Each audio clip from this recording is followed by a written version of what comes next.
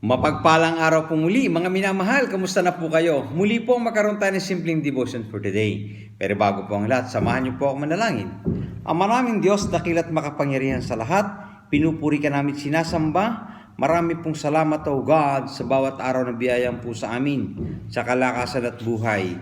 Kampi muling lumalapit sa dakilang trono ng iyong biyaya, humihingi po ng tawad sa lahat mga nagawang kasalanan. At dalangin po namin, O God, na patuloy, siyasatin mo nga po ang aming mga puso. Sa pamamagitan po ng Diyos Espiritu Santo, O Lord, i-guide mo po kami sa bawat araw, sa bawat salita, haka ng puso, O God, na may maging katanggap-tanggap sa iyo. Maging ang simpleng devotion ito, O God, maging blessed po ito sa bawat isang nakikinig. In Jesus' name we pray, Amen. Ang sabi po ng Biblia sa Romans 8:28-29, ito po ang sabi ng Bible. And we know that all things work together for good to them that love God, to them who are the called according to His purpose. For whom did foreknow, He also did predestinate to be conformed to the image of His Son, that He might be the firstborn among many brethren. Salamat po sa salita ng Diyos. Alam niyo mga minamahal, ito po yung isang popular na verse sa Bible na nami-misquoted ng maraming tao. Na kapag lahat ng mga nangyayari, laging sinasabi ng mga tao, ay, all things work together for good naman.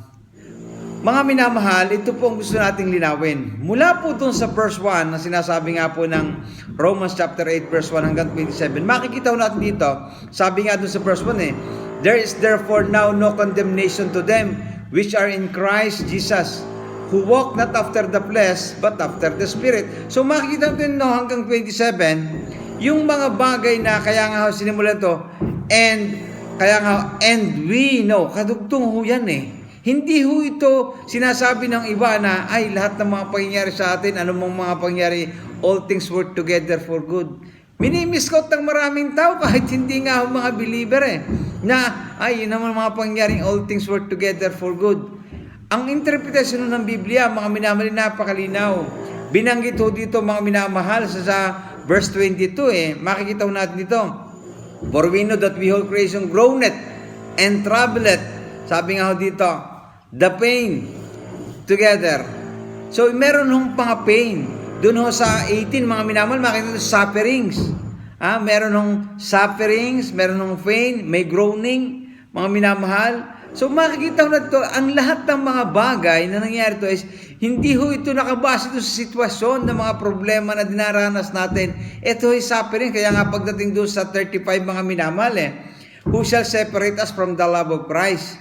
Shall tribulation or distress, persecution, and famine or nakedness, or peril or sword? Makikita ho natin dito, lahat ito ay kondisyon doon sa tinatawag nating lahat ng mga bagay nito ay nagkakalakip-lakip mga minamahal at work together for good to them that love God, to them who are called according to His purpose. Ano yung purpose? Para hong maging mga minamahal yung to be conformed to the image of His Son. Para maging katulad ho tayo ni Kristo. Kanya nga sinasabi ng banal na kasulatan na binigyan tayo ng Panginoong Hesukristo ng halimbawa na nararapat nating tularan. Kanya ho ito hindi dapat minimiskot ng maraming tao, ipopost natin sa social media na sinasabi natin na all things work together for good naman. Ito mga minamahal, ang kondisyon para maging katulad tayo ng ating Panginoong Hesukristo. Tularan ho natin ang kanyang suffering, mga minamahal. Ang lahat ng mga bagay ay nagkakalakip-lakip, yung mga dinadanas ng mga pagsubok, yung mga challenges, yung mga sufferings na nararanasan natin, yung pagdisiplina ng Panginoon, mga minamahal, sapagkat ang mga anak ho ng Diyos pag nagkakamali, pinapalo, mga minamahal.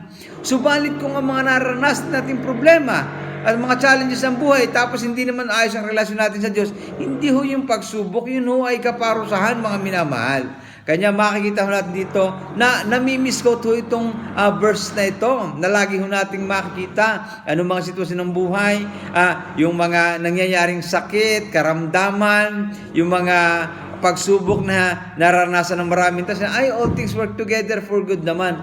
Huwag ho nating kalilimutan mga minamahal na ho ito ay para maging to be conformed to the image of His Son. that He might be the firstborn among many brethren. Yun ang ating tutularan, yung ginawa ng ating Panginoong Jesucristo.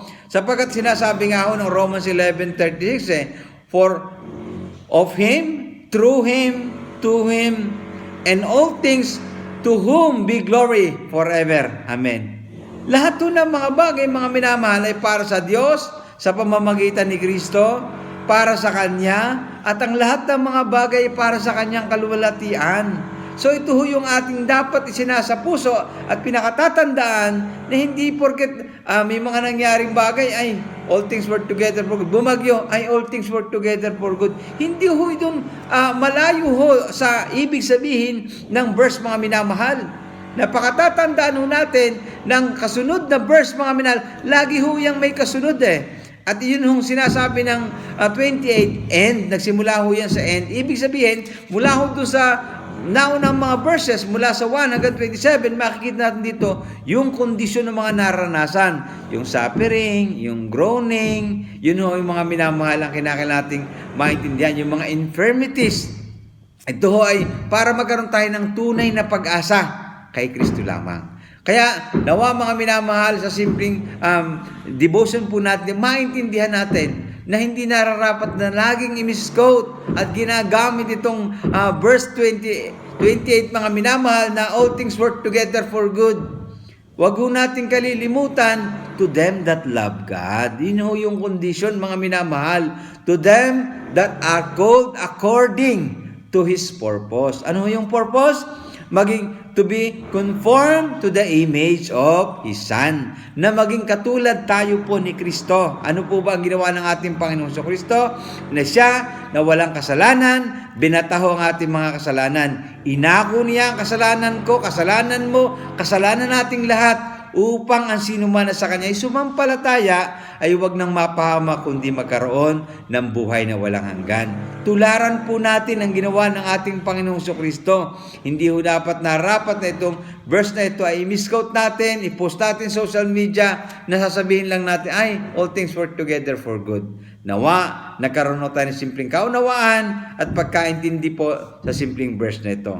Nawa, pagpala po tayo na salitaan Diyos sa araw to. Tayo po manalangin. Ama naming Diyos, dakila't makapangyarihan sa lahat, marami pong salamat sa iyo pong salita. Dalangin po namin, O God, na patuloy bigyan kami ng kaunawaan at dalangin po namin na patuloy kayo po mangusap sa aming buhay. Pagpalain mo nga po ang bawat isa sa bawat challenges na amin pong nararanasan, sa mga pagsubok, O God, na ito lalong magpatatag at magpatibay sa aming buhay pananampalataya. Nilalapit po namin aming mga mahal sa buhay, aming mga kaibigan, ang lahat, O God, ng aming mga tao pang walang tamang relasyon sa iyo. Nawa ito na po yung tamang panahon upang buksan ng bawat puso at tanggapin ka, Panginoong Hesus, bilang Lord and Savior ng bawat buhay. Ito po yung lalapit namin. In Jesus' name we pray. Amen. Muli po, mapapalang araw sa bawat isa, and God bless us all. Thank you po.